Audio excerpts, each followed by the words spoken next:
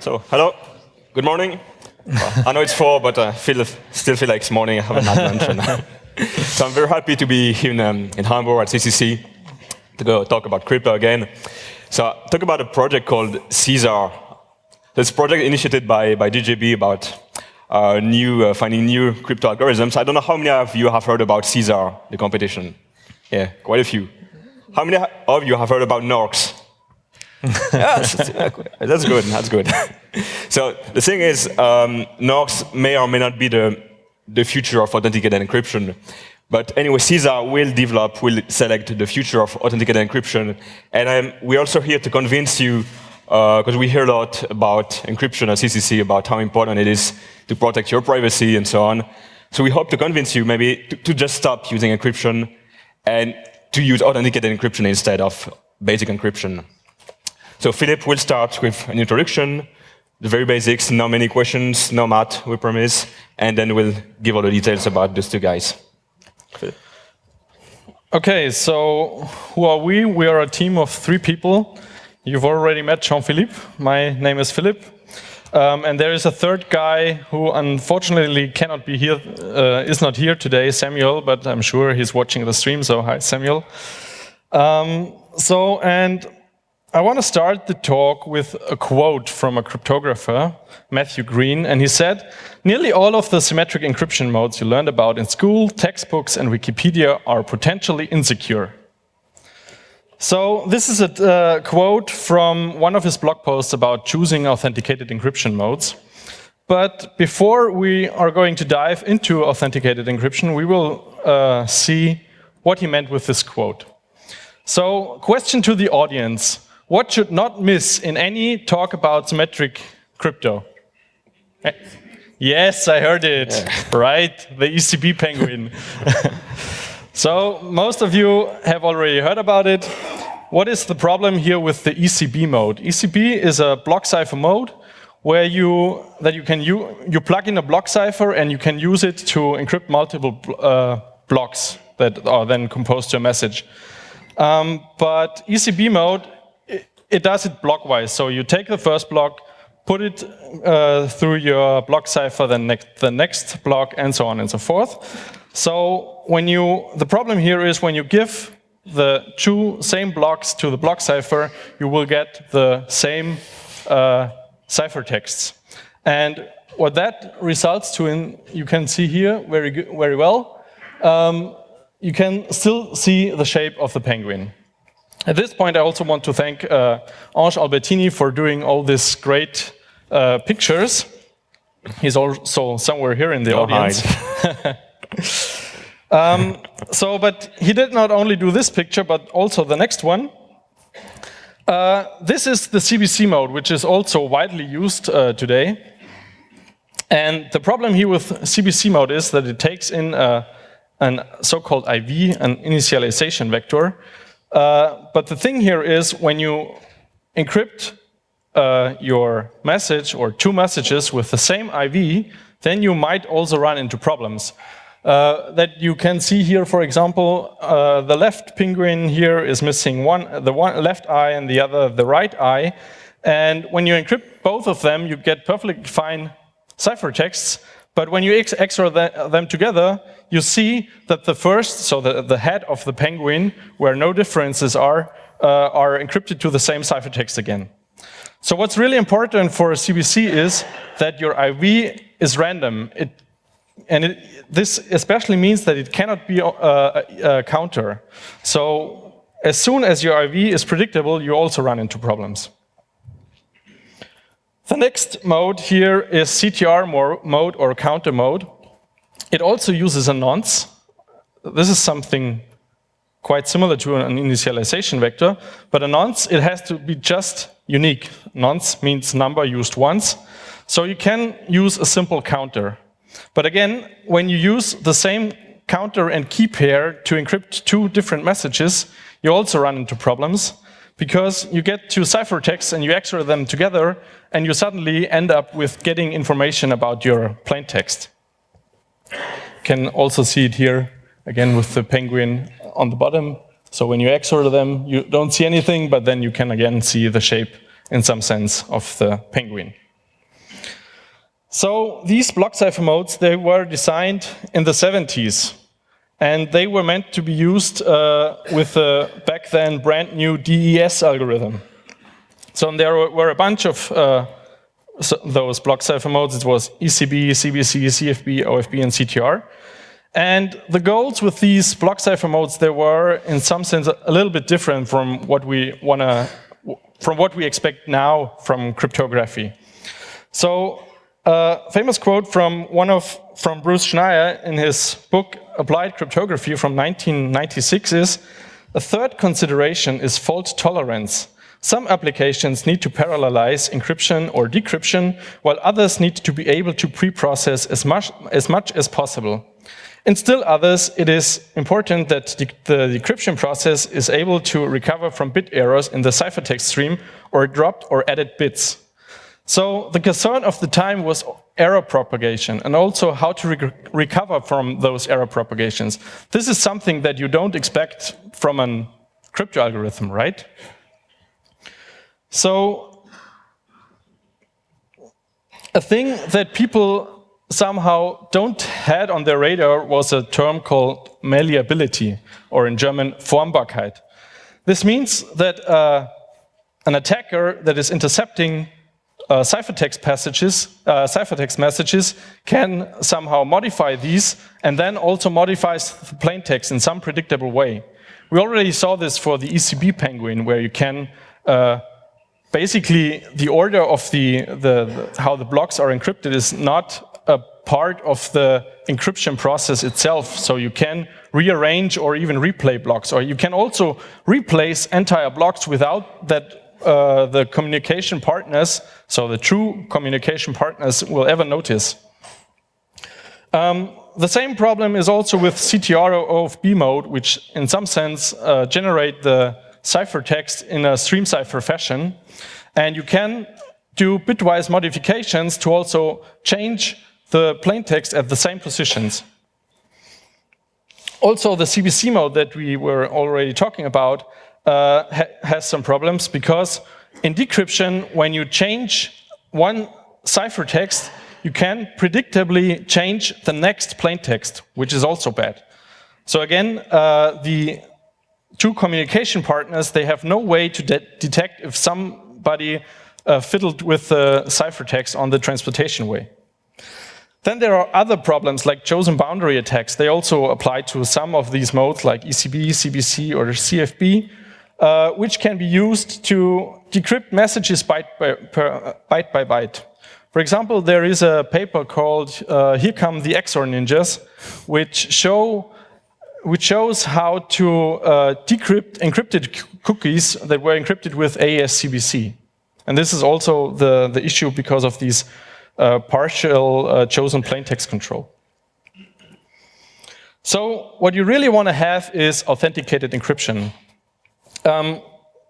We already saw 2 days ago a very nice introduction about ECC, and unfortunately I don't have a clock example here, but I will try to do my best to convince you or to explain authenticated encryption to you. So what is it? Imagine you have an algorithm that is an authenticated encryption scheme, and it takes as input a key, a nonce, and a message.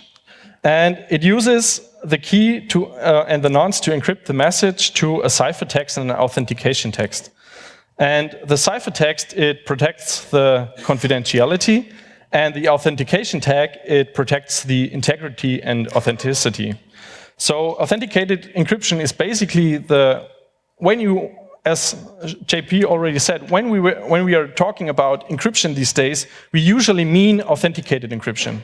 Because once you send data out over an unprotected line, you want to also make sure that the data is not modified along the way. So, and this is what authenticated encryption is needed for. And it is used in many, many protocols, IPsec, SSH, TLS, and so on and so forth. And then there is a second variant, which is called authenticated encryption with additional data, where you take a message, but now you also have some additional data as an input, which is here symbolized as the H. And this data again goes through the AEAD scheme, and a ciphertext and a tag is produced. But now the tag not only protects the message, but also the header. But the header is communicated in clear over the line. So this is, for example, important when you want to protect some parts of your datagram that needs to remain in clear, for example, some routing information in IP packets. There are a bunch of ways how you can realize authenticated encryption. The first is so-called generic composition. And what you do here is you take a symmetric cipher, like a block cipher, in a certain mode, and you use a MAC with a message authentication code. And you combine these two to form an AE or AEAD construction. And there are three ways to do it. The threes are encrypt and MAC, MAC then encrypt, and encrypt then MAC. Encrypt and MAC is basically you encrypt your plain text and you MAC your plain text, and then you send both along the way.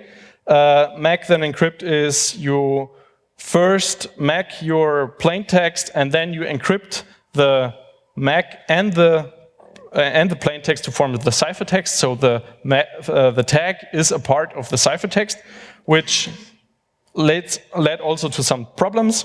And the third one is encrypt then MAC, where you first encrypt your plaintext to the ciphertext, and then you compute the MAC over the ciphertext. And over the years, it was shown time and again that the first two options are not good, so don't use them in your applications. Use encrypt then MAC when you have to use generic composition. And examples of such constructions are, for example, AES 128 CBC plus HMAC SHA-256 and CHA-20 plus Poly 1305. Another way to construct AEAD schemes are dedicated methods. So we already saw block cipher modes that enable you to encrypt multiple blocks with a block cipher. And there are also block cipher modes that transform your block cipher into an authenticated mode, so you don't need a separate MAC for it. And four well-known variants are CCM, GCM, OCB, and EX. The first two, CCM and GCM, are those that were standardized by NIST, and GCM is the one that is mostly used these days, but both of them have minor issues. JP will later tell you a little bit about that. OCB is another authenticated encryption block cipher mode, which is very nice, but unfortunately it is patented. And in recent years, the patents were somehow weakened a little bit, so I think for open source software, you can use them now without problems. You're not military, you can use it essentially for free. Yeah, as long as you don't use it for military and I don't know what. And the fourth one is EX. Then there are other possibilities where you basically have just one primitive, so it's some kind of mixture also of, usually it's a mixture of a stream cipher plus a MAC. And for variants are Grain 128A, which was for Grain 128 was a finalist of the second last crypto competition, the eStream project. Then there is Helix and Felix and Hummingbird 1 or 2, but the last one is the last two are broken. And a very new way to construct AEAD schemes are sponge functions. We will also see later what this means. So, but also using authenticated encryption modes is not without risks. So you have to nevertheless be really careful what you do with your scheme, because otherwise you run into problems. So, for example, in the case where you have this generic composition where you combine a symmetric cipher and a MAC, it's not so easy to get the interaction between those two primitives right. So, for example, for the MAC then encrypt option, there was time and again, it's the variant that is used in TLS, and there was time and again there were problems due to this MAC then encrypt option that was used. For example, if they would have used encrypt then MAC, then probably most of the problems that we saw in the last years would have never been a real problem. So another thing is that we already saw that CCM and GCM are the only two real standards out there that were standardized by NIST. And if those two variants do not fit your, for example, for your product or something, then often people invent their own schemes and ciphers, which is obviously also not the best idea. Then there is another thing which is called misuse. We also saw that in the very beginning when you, for example, use twice the same nonce to encrypt your data. Then you can all run in these problems that I showed you in the beginning, for example, with CTR mode. And then there are also bad parameter choices, which, for example, also apply to GCM. JP will also tell you about that later in a few moments. And this led to all kinds of problems, which you all, I'm sure, have heard about. So what are those problems? Let's have a look. I probably don't have to say much about that. It's the padding oracle attacks. It was invented by Serge Vaudenay in 2002, and it targeted the MAC then encrypt mode. Remember, this is the bad mode that I explained earlier from the generic composition, and especially when it is used together with CBC mode, because you have some weird interaction between the cipher, the authentication tag, and the padding that is used to fill up blocks that are not the same size as the block size of your block cipher. And in 2002, people thought, yeah, okay, this is a theoretical attack, and we cannot use this really to mount it against anything that is in production. But in 12 years from 2002 to 2014, it was repeatedly exploited, for example, to mount attacks on TLS. You've all heard about Beast and Lucky 13, and the latest variant is also depicted here. It's Poodle, the padding oracle on downgrade legacy encryption, where you can attack SSL v3 and TLS, basically. I guess about this you also have already heard a lot. It's an attack on the VEP standard, which was used to protect your Wi-Fi connection. And in 2007, some researchers presented a key recovery attack where you can, within minutes, really decrypt the entire key stream by reconstructing the secret key. And it exploits biases in the RC4 stream cipher that is used there. And then after a while, there was a tool which is called AirCrackNG, and everybody can download that and crack their own Wi-Fi connection. So try this at home.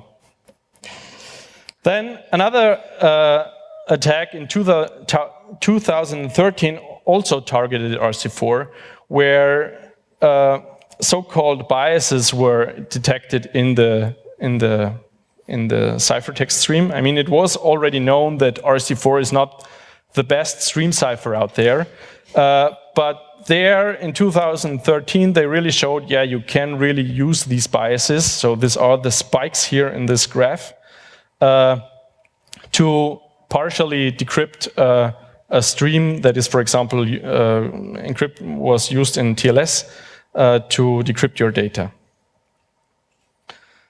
So, and another attack on RC4 was just from this year, where Kenny Patterson from the University of London tweeted, "Folks really need to stop using RC4. We just broke another RC4 dependent system, which is called Hive, from next week's CCS." So Hive is a hidden volume encryption system, and it was in some sense perfectly fine designed, and also came along with a security proof. But the problem was that they were using for their pseudo-random number generator the RC4 stream cipher, and that enabled the people around Kenny Patterson to mount an attack on this Hive system. Yeah, but who cares about security when RC4 is fast and swift, right? So this is from this year's keynote from Apple, where they showed, yeah, Swift is the best and fastest language when you use it with RC4 encryption. So, and now we will see a bunch of things what the crypto community came up with to somehow get rid of all these problems that I was talking about earlier. All right. So I think it's pretty clear that we need better ciphers, and some people started to do something about it. It's called CSAR. So CSAR, it's a crypto competition. It stands for Competition for Authenticated Encryption, Security, Applicability, and Robustness. First of all, what is a crypto competition? So you may have heard about AES in the 2000, SHA-3 in 2010, around this time. The concept is pretty simple. So you are an organization, you want to find a new cipher, a new hash function, a new block cipher, and you don't have much time, you're not a crypto expert, so you will ask people all over the world, you guys are the expert, and you will work for free for us. You will create your own cipher, you will submit it to us, typically we as NIST, in the case of AES and SHA-3. So academics, people from industry, people from government, they work maybe 1 year or two, several teams of people, they create a new cipher from scratch, specification, analysis, like 100 pages document, and they do this for free for the organizers. And then NIST publishes the designs, and now everyone tries to break the other guys' candidates. Because your incentive is to win, so you need to break the others, like a demolition derby. And at the end of the competition, so before the end, the organizers, they maybe do some shortlist, some rounds of selection. So like we have 50 candidates, let's shortlist down to 30, and then down to 20, and to 10, and then we pick one. So that's the idea. That's how AES was selected. That's how SHA-3 was selected, and it works very well because it's completely transparent. Everyone can contribute, security analysis, implementations, and this is much better than obscure things like some other countries are doing. So that's the thing with CSAR. So typically, the goal is to replace some old standard. AES was replacing DES, SHA-3 was replacing SHA-1 and augmenting SHA-2. And CSAR is about replacing or doing better than AES GCM. So AES GCM is essentially the single authentication encryption standard that we have. So it's AES, GCM stands for Galois counter mode. It's a mode where you do essentially an AES counterpass, and in parallel to this, you do some polynomial multiplications over a characteristic to field, and you compute an authentication tag that depends on all the blocks that you have processed. So I will come back to this and why we want to do better in GCM. Some details on CSAR. So it started in 2014 in March. Well, actually for submitters, it started 1 year before because they published the call for submissions 2013.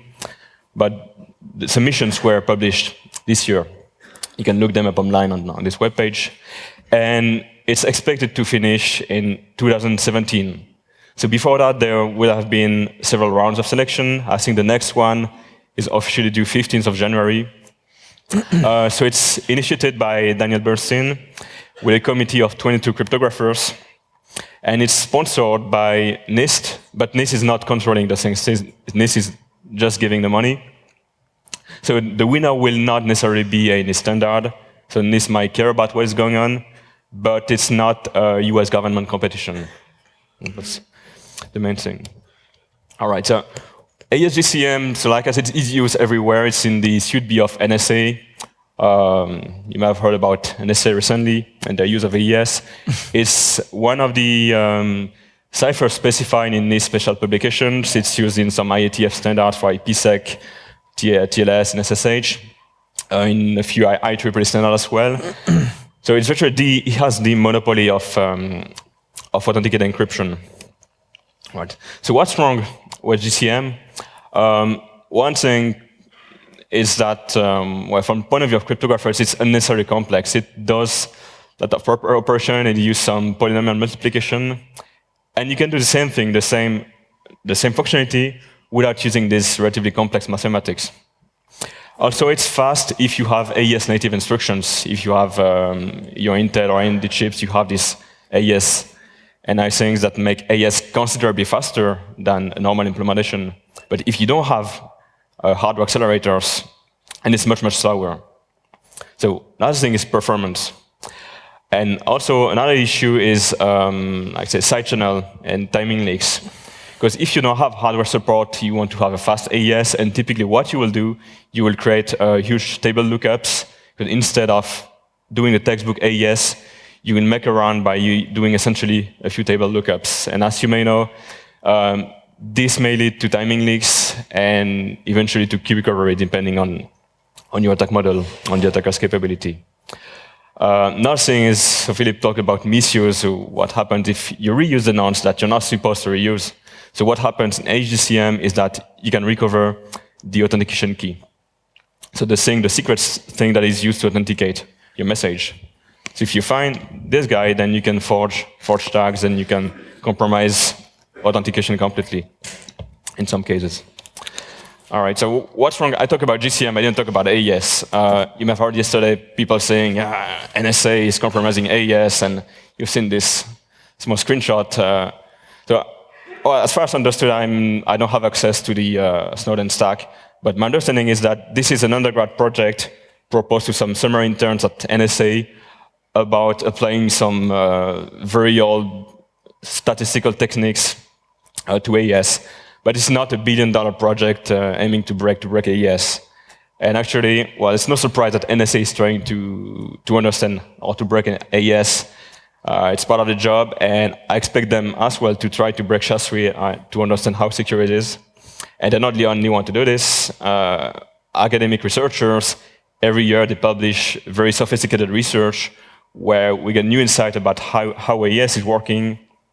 And what we get out of this is that we better understand why AES is secure. So the bottom line is, don't worry, AES is not broken. Implementations may be broken, but the algorithm, it probably can't be broken, but that's my personal opinion. All right, so let's go back to Caesar. There's been exactly 57 submissions. So it's less than SHA-3 that received 63 or 64 submissions, but many more than AES, where there were only 15. So what submissions? There's Acorn, plus AE, AEGIS, AESC MCC, AES Cobra, AES Copa, AES CPFB, AES Jambu, AES OTR, AEZ, Artemia, Ascon, Avalanche, Calico, CBSC, Beam, Clock, Deoxys, and so on and so forth. So you might have heard the word AES in several submissions. So it means that a couple of those are based on the AES block cipher, and they're just a submission of a mode of operation that they propose to instantiate with the cipher AES. In some cases, they do some modifications to AES, but it's also AES-based. So the motivation, obviously, here is to take advantage of the high speed of AES in mainstream CPUs. I think I counted yesterday, there's approximately 25 submissions that use AES or some variant of AES in Caesar. So what's the others? I don't know, MacMambo, Ketier, Julius. I don't know how they're working, but they're either a new block cipher created from scratch, or some stream cipher that has this authentication feature, or something called based on the sponge function. That's what Philip mentioned before. I'll present sponge function in the next slides.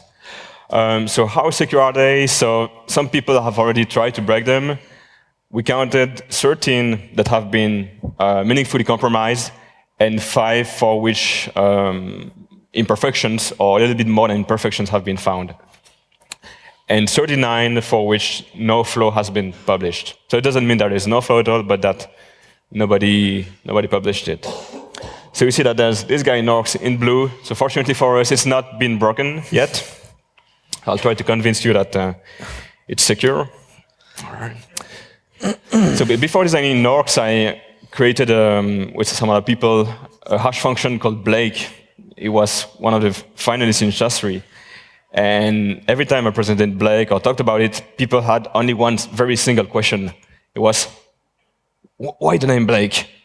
And I was quite clueless because there was no really good reason, but here I'm happy to have some explanation behind the name NORX.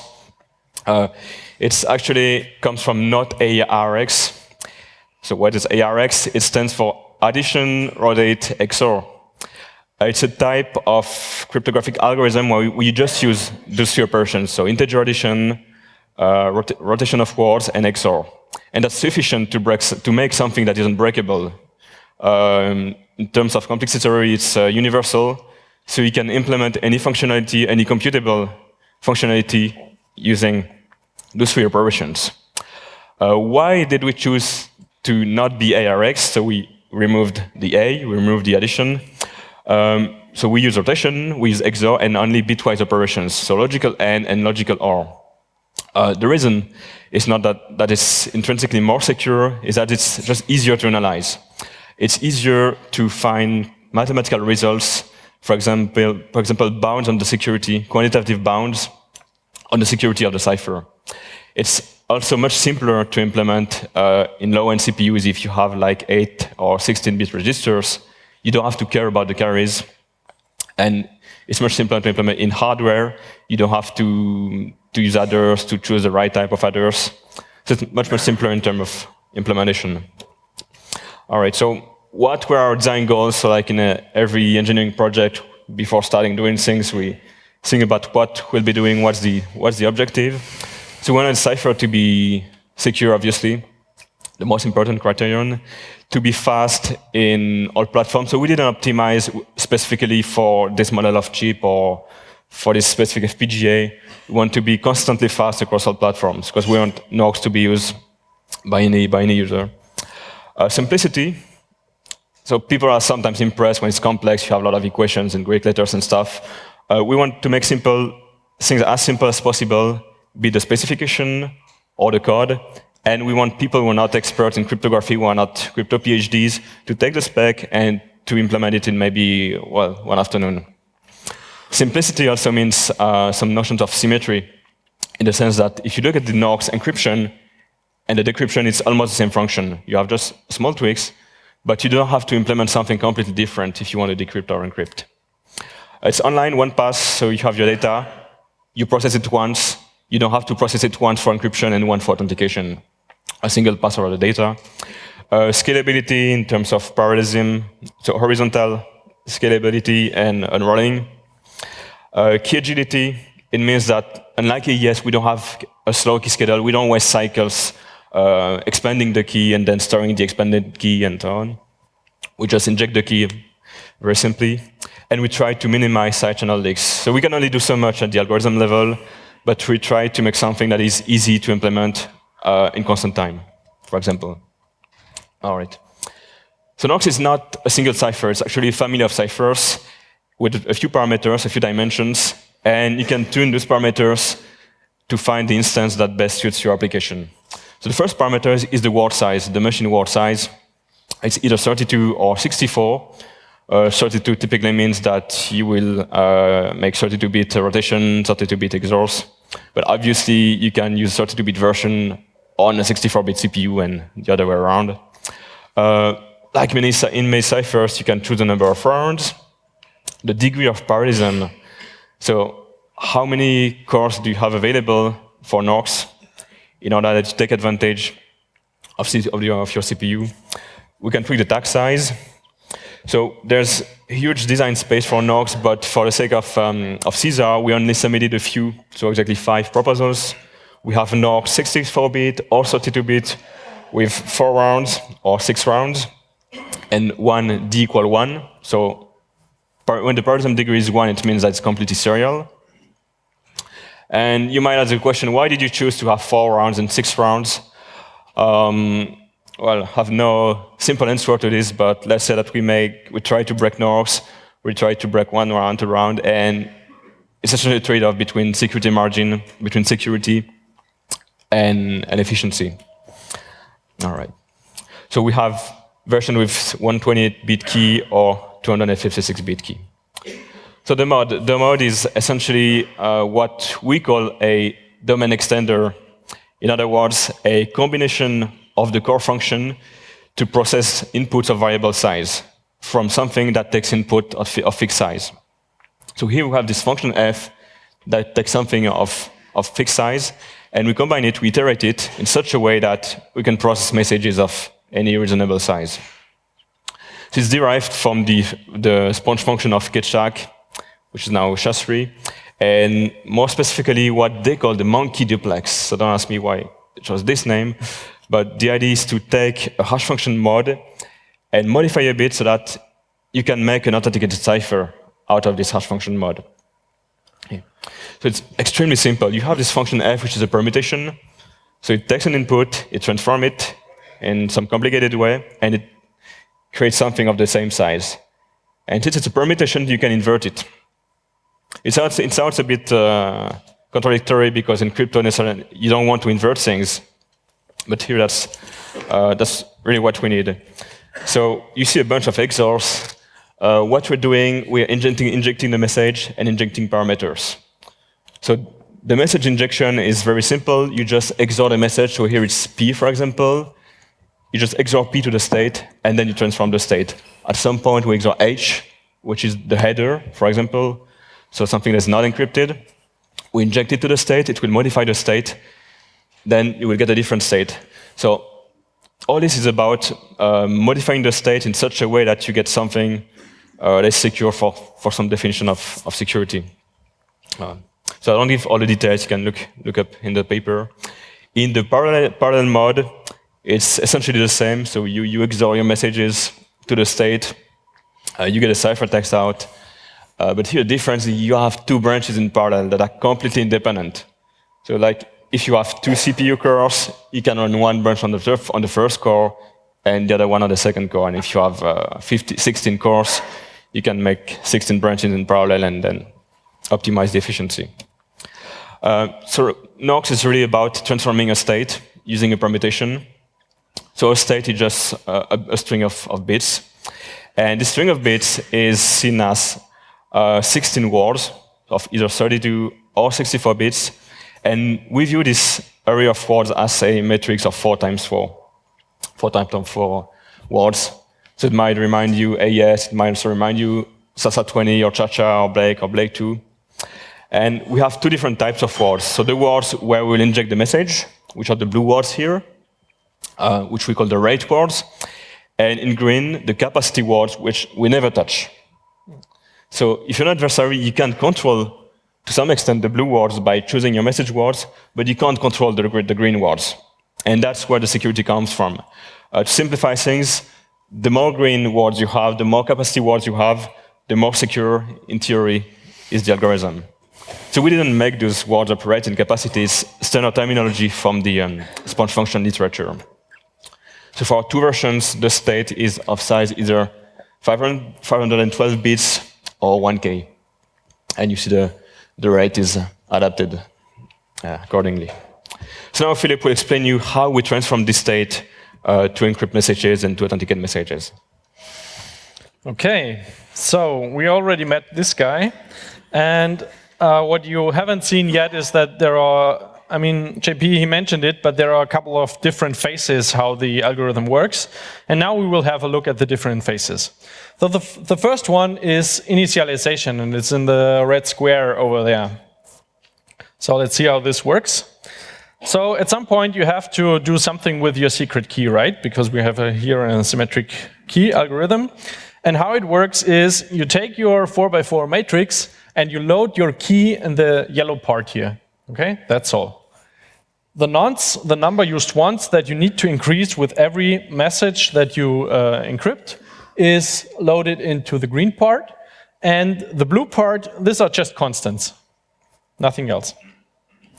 So, and what else you do after you've loaded those basic elements is you integrate somehow your parameters into the initial state, because you want to make sure that you already saw that NORX is a huge family of ciphers, and you want to make sure that each instance of such of the family produces a unique key stream. And for this, we use the parameters and integrate them into the first state, because afterwards, when we transform the state, we ensure this way that that the key stream that is produced afterwards is really unique.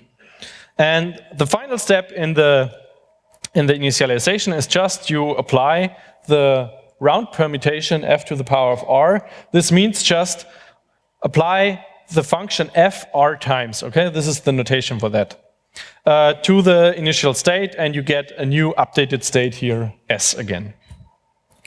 So, and this was the first version of initialization, but you see here this parameter integration is a little bit kind of a mess.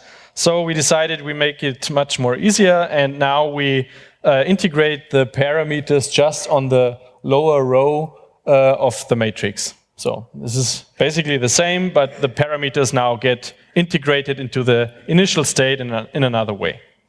And again, the final step is also here, apply the round permutation. So, and that's it. That's initialization. The next part is absorbing header or trailer data. So usually authenticated encryption schemes, they support additional data. And additional data here means usually they support header data, so which you usually process before you process your ciphertext, your plain text, sorry. But in some protocols, it's also useful to have also a trailer, which you can somehow process after your plain text. And NORX has here these two phases, first for the header and then for the trailer, again in the red squares, which basically work exactly identical, except for a small constant, which is called the domain separation constant. So the domain separation constant, which is here 0.1 or 0.4 in hex, just says, okay, now I produce, now I absorb header data, which is the 0.14, or I absorb trailer data, which is the 0.44. So after you have absorbed the domain separation constant, you again apply your round permutation. This is the middle part. And then finally, you take your header or trailer block, this is here, the yellow part, and XOR it on the blue part. And what you get is the orange part. And here you already see the important thing is that the green part is not touched by the data processing. And that's it for header and trailer. How to encrypt payload is in the middle here. This is basically, again, very similar to absorbing header and trailer data, but now the domain separation constant changes to 0.2. Then you apply again the round permutation, absorb your data. Again, here the message is now the yellow part. But what you also do is now you extract your data, which is now the red part, and you set this red part as the new ciphertext block. And that's it. And the final step in your data processing is to generate the authentication tag. This is here the last phase. And again, you XOR in a domain separation constant, then you apply the round permutation twice and extract a part of your state, which is again in this red part or in the green blue part that I showed you before, and set this as tag. Here we usually use the first 4 words of our state to set as tag. So now you somehow got a feeling how the mode itself works, but what I haven't said yet is how does the permutation work, the f to the power of r. And this basically transforms the state, so one application of f transforms the state in 2 steps. First a column step, this is here on the left, and where you apply a function g onto the columns, and then you use the same function g afterwards to apply to the diagonals. So the g function is the real core of our algorithm, and it just, as we said before, it's a NORX construction where you use logical bitwise operations. And you see here the 8 steps that are done in one application of g. And you see the h is, in some sense, the nonlinear function. Then the green one, the ROTR, is a rotation right. You can see it here on the bottom, where you rotate your word to the right by a constant R0. Then you do again the nonlinear operation, a rotation, a nonlinear operation, rotation, and so on and so forth. And the only thing that differs here is that you use 4 different rotation operations, 4 different rotation offsets. Okay, this is here the red ones, And depending on the word size, they also differ. So for 32-bit, it's 8, 11, 16, 31. And for 64-bit, it's 8, 19, 40, 63. And that's it, basically. And here, the H function, this is the function that replaces integer addition, okay? Just to be clear here. So as we also already mentioned, the properties of these permutations, they were inspired by Blake 2 and the Churchill stream cipher. And as I also said, the H replaces integer addition, and in fact, it's almost an integer addition. So a funny story here is when we designed this permutation, this core permutation, we went along and we already knew we wanted to somehow replace integer addition, but we didn't know what to use, okay? So we used really many bitwise logical operations and tried them out on their cryptographic properties. And at some point we were frustrated because we couldn't find anything that was really good for our purpose. Until, I think it was Samuel, he came up with this H function, which is basically an approximation of integer addition. So what he did is, he found in an old Knut book, he found this equation for integer addition. And you see it's x or y, plus is here again integer addition, and then this part here, the nonlinear part. And all that we did in our H function is just replace this plus by an XOR, and suddenly this also had very nice cryptographic properties. And so we went with this. The nice thing is, as already said, it is only bitwise operations. You don't have to worry about carries. You also don't have to worry about lookups in S-boxes. It's easier to get constant time operations out of this. It's very hardware friendly, and it's also software friendly because of these the layout of the F functions. If you remember, you have 4 parallel applications of G to the columns and then to the diagonals, which is very good for software. So the great question, of course, is NORX secure? And here the main threat is a technique called differential cryptanalysis. I won't go into the details here, but it's basically the first type of attack every cryptographic primitive has to somehow be resistant against. And we did a lot of experiments in our evaluation of the cryptographic security of NORX. And we found here that for one round, there are characteristics which you somehow can, it's an analogy for these biases. Remember this RC4 picture where you have these spikes? And basically, a characteristic is, in some sense, one of those spikes, okay? And in one round of NORX only, there are those biases appear with a probability of greater than 2 to the power of minus 64, and in the 32-bit version, and with a probability of greater than 2 to the power of minus 53 in the 64-bit version. So there are no characteristics that have a higher probability than this.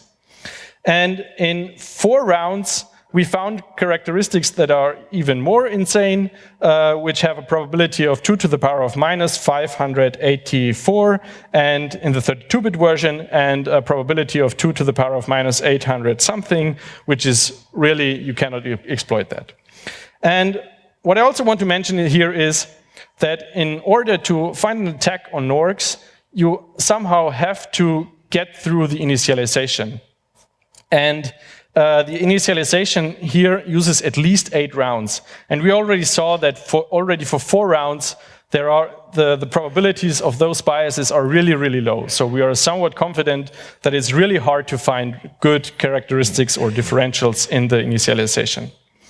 And also, kind of recent results, there are where we found out that the parameter choices that we had were very conservative, and we even could trade some of those capacity words, the security words, to get to some rate words to get a 16% speed up. So this is also included in the security margin of NORX. All right, so less than 10 minutes left. So before concluding, so looks like my talk must have been very boring. I see my daughter is asleep. I'm sorry, I must have bored everyone in the room. But that's amazing.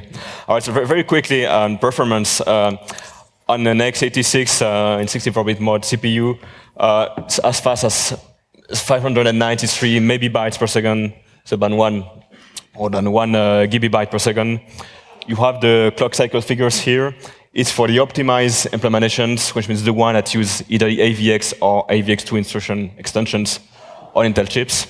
What is great with NORX is that the reference code, so the simple, portable, easy to read code, is not much slower than the optimized one. On the first case, on the left side, it's about 50% slower and about 80% slower on the AVX2 on the Haswell machine.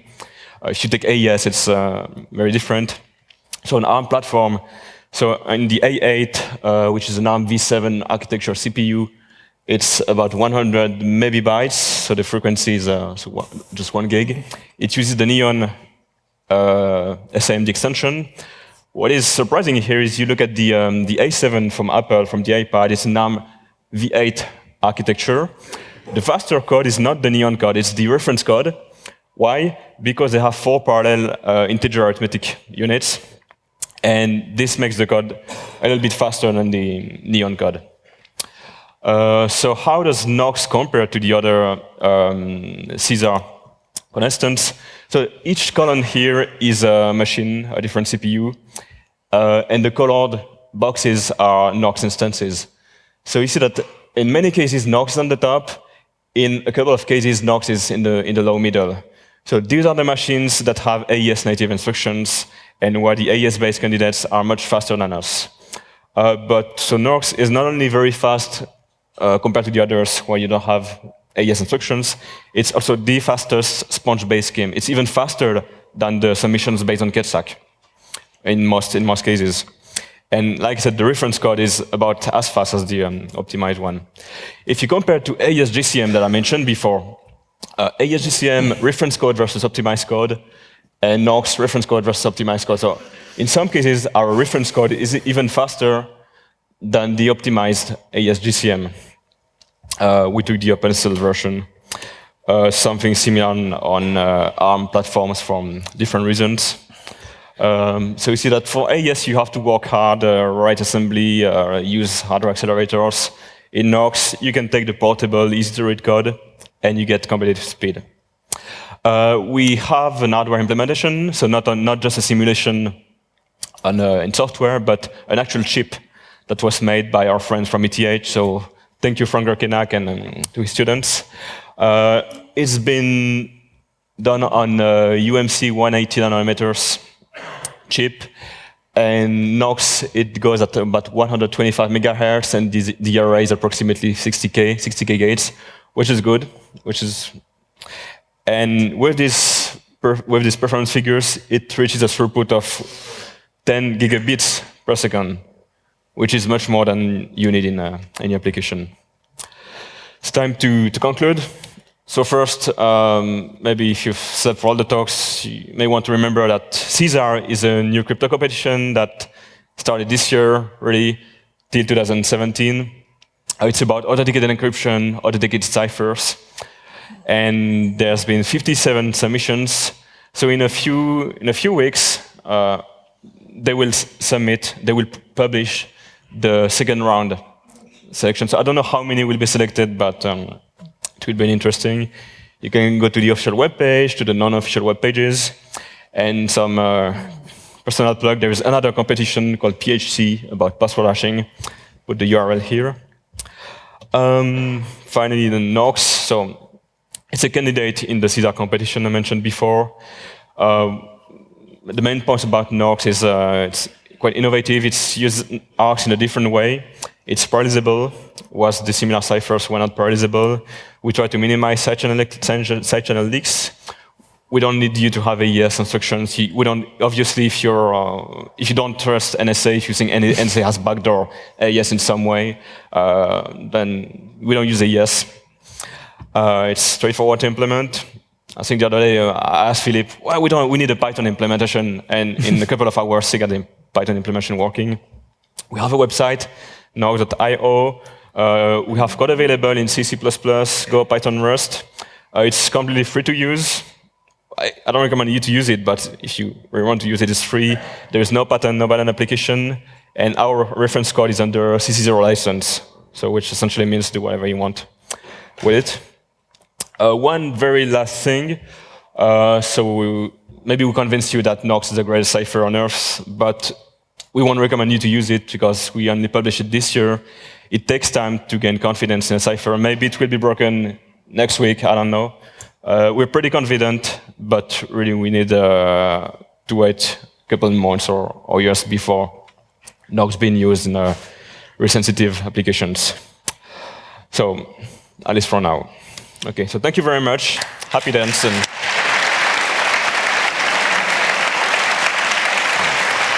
Okay, so thanks so far for our two speakers. We have a few, maybe 5 minutes left for questions. So if you have a question, just quickly line up at one of the microphones and please be precise and short. So we'll just start with you at microphone number 3. Yeah, yeah. Is it working? Yeah. So I was just looking at your AVX versus AVX2 difference there. And just sorry to interrupt you. If you're leaving the room, please be quiet and maybe just stay for the last 4 remaining minutes so we can have a quiet Q&A session, please. Yeah, so I was just looking at your AVX versus AVX2 implementation, and the other day I was struggling with, I think, the same problem that you were having, that the integer is not in AVX, which is completely dumb, as we all know. So I was doing a bit slicing of a cipher that shall remain unmentioned, but I realized that actually originally AVX1 has XOR, NOT, and so basically everything I need. And I'm wondering why you don't have that. So basically AVX2 is like AVX1 if all you need is XOR, NOT, and OR. But we knew that AVX2 would eventually come out, and if NORX happens to be selected, most in the CPUs will have AVX2 on top of AVX. So it didn't make much sense to optimize for AVX, which has a much restricted. Oh, it's not. I mean, I actually, it's just I'll send you. It's a header file, and basically you just use AVX1 as if it was AVX2. Okay. So okay. Okay, so we'll do a quick question from the IRC if we have one, because they can't ask in person. Yeah, just go ahead.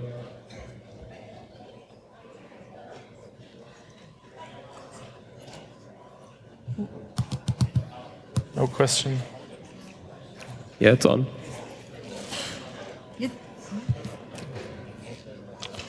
We'll be happy to take questions offline anyway, so... Yeah, sure. You can also send us emails or via Twitter or wherever you want.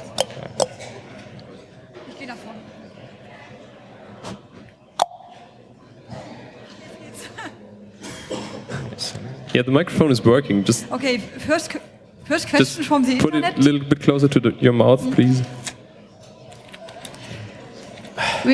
How many researchers outside your team have analyzed NORX for vulnerabilities? How many? Well, we only know the ones who published something. We don't know ones who did not find anything.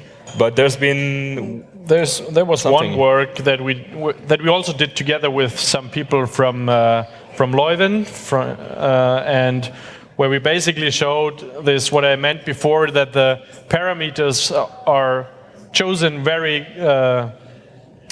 so that you can get a 16% speed up by trading this capacity versus rate words. And this was basically done with some people from Leuven, so where we showed also security proofs for the mode and so on and so forth. I mean, targeted cryptanalysis was not done yet, by at least not that we know of. Maybe there's coming something out in the next weeks. So basically the results that we showed until now were our own. That's it basically. Yeah. Just microphone 2.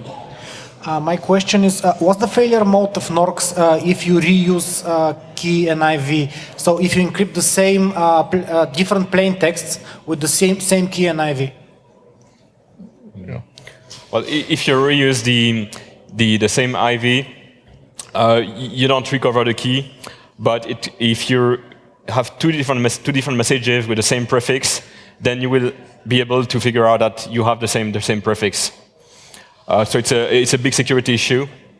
It doesn't completely compromise the cipher. We try to minimize the compromise, but yeah, it's so what you basically get is you can XOR the ciphertext blocks then, and you get basically the XOR of the plaintext blocks. That's what's happening when you reuse key and IV for two different messages. So the failure mode is almost the same as in the counter modes? Yeah. So for confidentiality. How is this better than GCM, sir? Not exactly. Well, I think we'll discuss the details offline. Yeah. Okay, so we're just 1 minute over time, so we'll have to just stop the Q&A session here. The two guys are going to stick around and are reachable via email, so if you have remaining questions, just let them know. Thanks so much for attending. Please take your empty bottles with you.